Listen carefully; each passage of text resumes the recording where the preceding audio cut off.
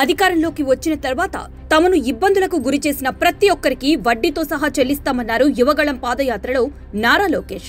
తన చేతుల్లో ఉన్న రెడ్ బుక్ చూపించి తప్పు చేసిన ప్రతి ఒక్కరి పేరు ఇందులో రాసుకుంటున్నా.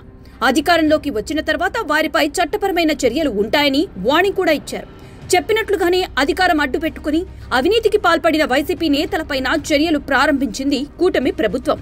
ఏపీలో కూటమి సర్కార్ అధికారంలోకి వచ్చిన తర్వాత ముందుగా వైసీపీ ప్రభుత్వంలో జరిగిన మద్యం కుంభకోణంపై దృష్టి పెట్టింది. మద్యం స్కామ్ లో సుమారు 4,000 కోట్ల రూపాయల అవినీతి జరిగిందని పార్లమెంట్లోని టీడీపీ ఎంపీ లావు కృష్ణదేవరాయలు ప్రస్తావించారు. ఈ కేసుపై విచారణ ప్రారంభించిన సిఐడి అధికారులు ఇప్పటికే ఎంపీ పెద్దిరెడ్డి మిథున్ రెడ్డి, మాజీ ఎమ్మెల్యే చెవిరెడ్డి భాస్కర్ రెడ్డి సహా 13 మందిని అదుపులోకి తీసుకున్నారు.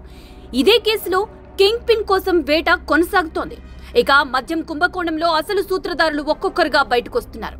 మద్యం స్కామ్ లో 39వ నిందితునిగా ఉన్న చెవిరెడ్డి మోహిత్ రెడ్డికి చెందిన సంస్థల్లో సిట్ అధికారులు సోదాలు నిర్వహించారు. అయితే ఆశ్చర్యకరంగా ఆ సంస్థల్లో మరో అనుమానితుడు చంద్రావతి ప్రద్యుమ్న కూడా డైరెక్టర్ గా కొనసాగుతున్న విషయం వెలుగులోకొచ్చింది.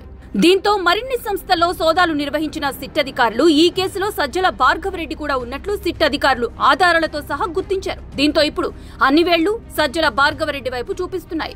వాస్తవానికి 2019 వరకు సజ్జల పేరు ఎవరికీ పెద్దగా తెలియదు. వైసీపీ అధికారంలోకి వచ్చిన తర్వాత ఒక్కసారిగా వెలుగులోకి వచ్చిన పేరు సజ్జల రామకృష్ణారెడ్డి. ఆయనకు ప్రభుత్వ ప్రధాన సలహాదారు పదవి కట్టబెట్టిన జగన్ కుమారుడు భార్గవరెడ్డికి సోషల్ మీడియా బాధ్యతలు అప్పగించారు. ఇక అంతే, ప్రతిపక్ష నేతలను కించపరచటమే ఏకైక లక్ష్యం అన్నట్లుగా భార్గవ్ వ్యవహరించారు.